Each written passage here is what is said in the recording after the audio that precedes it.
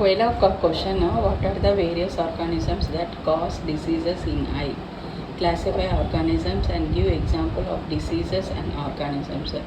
ఇలా క్వశ్చన్ వచ్చిందనుకో, మీరు బుక్లో బ్యాక్టీరియా గురించి, వైరస్ గురించి, ఫంగస్ గురించి అంతా చదువుకునేది మొత్తం రాయకూడదు.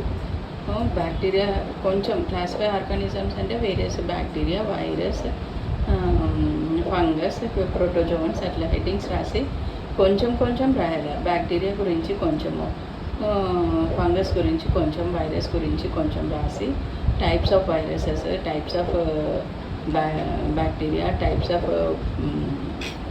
ఫంగస్, వైరస్ అన్నీ రాసి, ఒకవేళ కంజంక్టివ్ అఫెక్ట్ అయితే ఎట్లా కంజంక్టివైటిస్ వస్తుంది, బ్యాక్టీరియల్ కంజంక్టివైటిస్, వైరల్ కంజంక్టివైటిస్.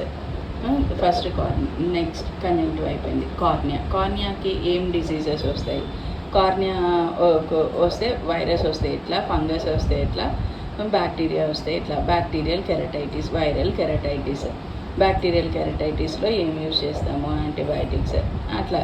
తర్వాత కార్నియా, తర్వాత స్క్లీరా. ఒకవేళ నెక్స్ట్ ఫర్దర్ ఇన్ఫెక్షన్స్ వస్తే, లిడ్స్కి వస్తే ఏం వస్తుంది, కంజంక్టివైటిస్లో తర్వాత నియోనేట్స్కి వస్తే ఎట్లా వస్తుంది, అట్లా అంతా డీటెయిల్గా స్టెప్ బై స్టెప్ రాయాలి. కానీ మొత్తం మీరు బుక్లో బ్యాక్టీరియా గురించి చదివితే మొత్తం బ్యాక్టీరియా గురించి, మొత్తం వైరస్ గురించి అట్లా రాయకూడదు అనమాట. మొత్తం టైలర్ మేడ్ క్వశ్చన్స్, ఏం అడిగినారు, ఏం రాయాలా అనేది హైలైట్ చేసుకుంటా రాయాలి.